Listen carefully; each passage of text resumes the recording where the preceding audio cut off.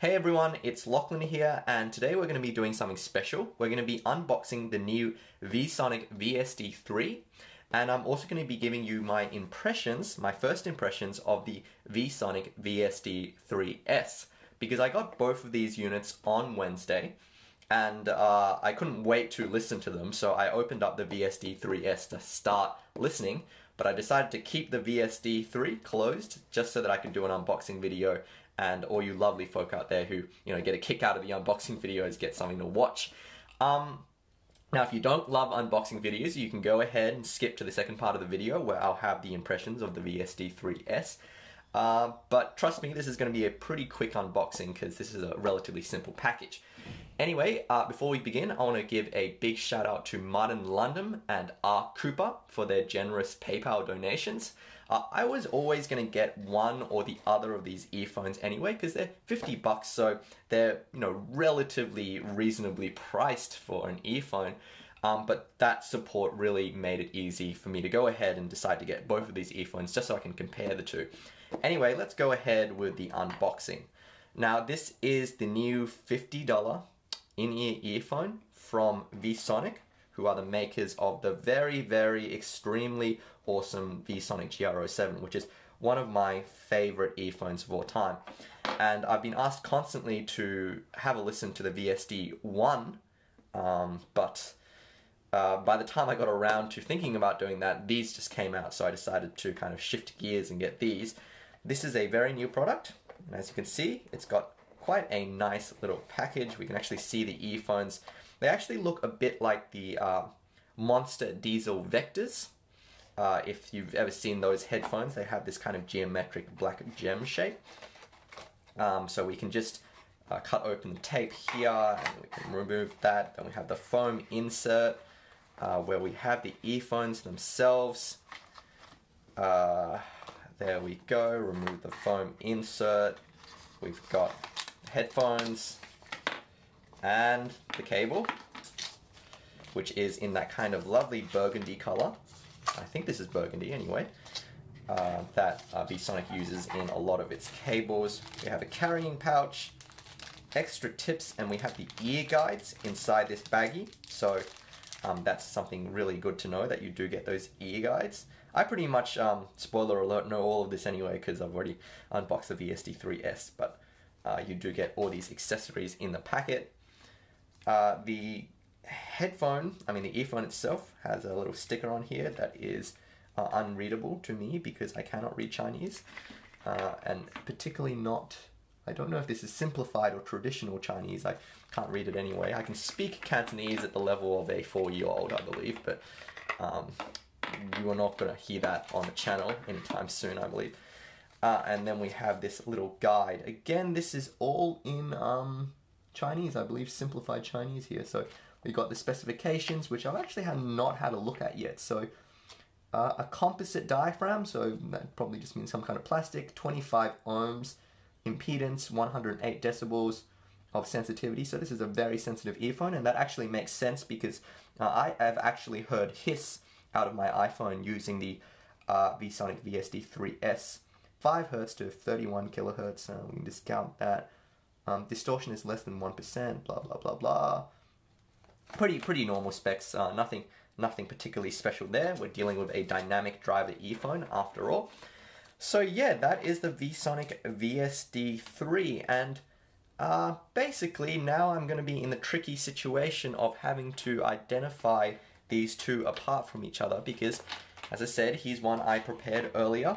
This is the VSonic VSD3S, and there is basically no differentiating features between these two besides the fact that the VSonic VSD3S has an S label on the right earpiece. The left earpiece is actually identical. So anyway, we'll start with the impressions of the VSD3S.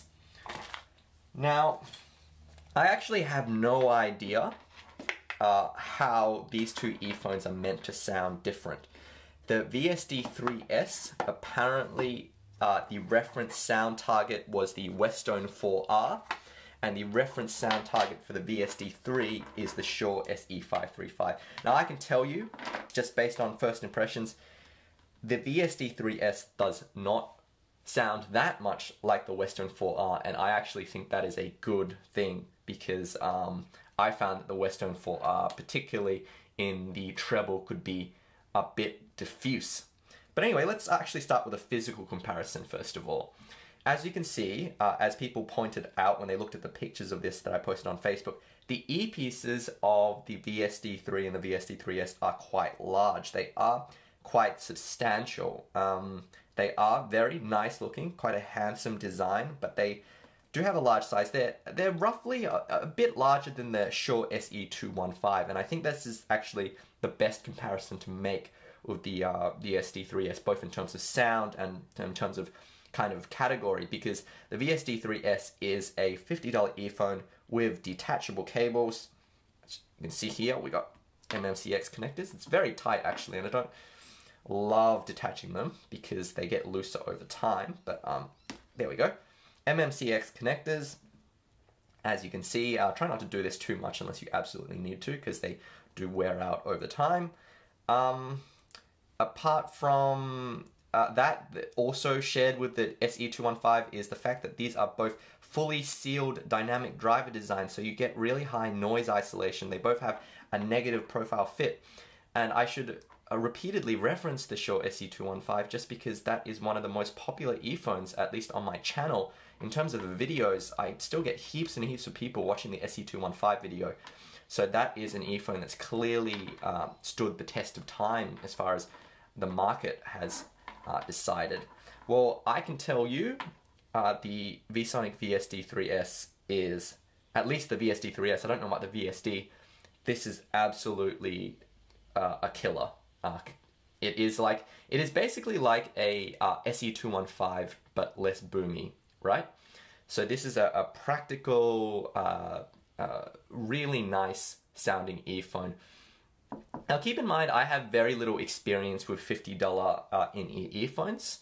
I have the JVC FXD80, which I really like, but I can tell you that this is altogether a different kind of level, because this is one of those rare earphones where there's very little wrong with this package actually. It is $50. It has slightly large earpieces, so you got to watch out if those are going to fit, but you do get detachable cables. You get these ear guides. The ear guides are actually optional. You can remove them and you can wear them without the cable, and I've tried that for a few days. Now for the next few days I'm going to try using the ear guides. I found that the ear guides do give you a more of a stable fit, and the cables don't kind of flop around over your ear, but they do make it a bit more fussy to take on and off, so that is the kind of flip side of that. The cable is really nice high quality, supple, feels good. My one concern with the cable is that on this end, the straight angle jack is just a little awkwardly constructed because there's no strain relief. It just has this hard plastic bit here. I would have preferred to see a 90 degree angle jack, and that particular joint there's a bit of a sharp edge on that, so I'm worried about the long-term durability of that joint. Apart from that, it's really nice construction as always from VSonic. Now, the VSD3S is definitely not as kind of refined sounding to my ears as the GR07. It has kind of a passing familiarity. Let me just find that. Sorry, I should be more organized. There we go. It has a kind of similarity to the GR07 in that they have both a kind of nice texture to the treble, but the VSD3S is definitely warmer. Now you can see that the earpiece is substantially larger immediately, you can tell in that comparison. So again, if you have small outer ears, I would maybe hesitate a bit on the VSD3. In terms of sound, the VSD3S is warmer than the GR07. It has much more of a richer sound. The bass is definitely more pronounced on the VSD. It's a little less controlled. Everything is just a bit less controlled, as you would expect for the price difference. But on the flip side, the VSD3S has more of a fun sound signature. The treble isn't quite as forward. Now, considering I have the original version of the VSonic GR07, so you got to keep that in mind. The treble is a little bit more sibilant on the original GR07.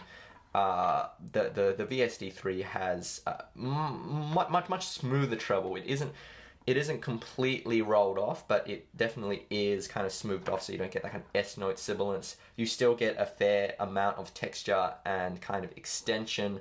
Again, it's like the Shure SE215. This is going to be an earphone that works for people who want a warmer, richer sound.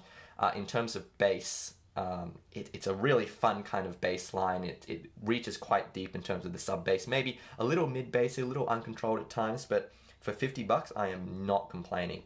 And the kind of big advantage the VSD3 has over the GR07 is that there is no port. It's a fully sealed design as far as I can tell. And I've worn this outside. The noise isolation is really quite nice, and that means that in many situations, just because this is going to block out more noise, you're going to get a better sound out of this than the GR07 anyway, just because you won't have to put up with the background noise. It's definitely got a signature that's really great for electronic music. It's fun and exciting, but it's still lively, and it's still a good all-rounder. So at this point, early on in my impressions, I can tell you that I'm really excited about this earphone. I think that, again, I don't know that much about this $50 market, but I feel like VSonic has actually really introduced a kind of something that's going to really shake things up, because again, this is a $50 earphone with a completely sealed design and detachable cables. It's got everything that the Shure SE215 has going for it, but it actually sounds better to my ears than the SE215, and it is actually cheaper. So, you know, I hate to kind of, at this point, kind of say, you know, all aboard the hype train, but seriously, if you are on the fence about whether or not you want to order these, go ahead, by all means. I give this my big stamp of approval at this point. Now, I still got to keep doing comparisons. I'm actually very curious about how these two, the VSD3 and the VSD3S, will compare, because it may be that I want to recommend one more than the other. I actually have, again, no idea how they actually made the variations in terms of sound. I would imagine that they've slightly changed the internal volume or the filter or something on these earphones to get a different sound signature. So I guess we'll know that in time. And I'll want to do some more kind of specific comparisons with the Shure SE215. But as I said, this, you know, I don't normally use the kind of phrase giant killer, but this is one of those earphones that definitely punches above its weight, and it's really exciting to see this kind of competition enter the market. One thing to keep in mind is that the earpieces are quite large, once again, so if you have smaller outer ears, that's one thing that would make me hesitate about jumping on board and ordering these. But apart from that, exciting times. These are fantastic. Anyway, thanks for watching this video. Click the like button if you enjoyed it, and a big thank you to all my subscribers, and again to Martin Lundham and R. Cooper for those PayPal donations that made this possible. You can talk to me on Facebook at facebook.com/LachlanLikesAthing, on Twitter at LachLikesAthing, and happy listening.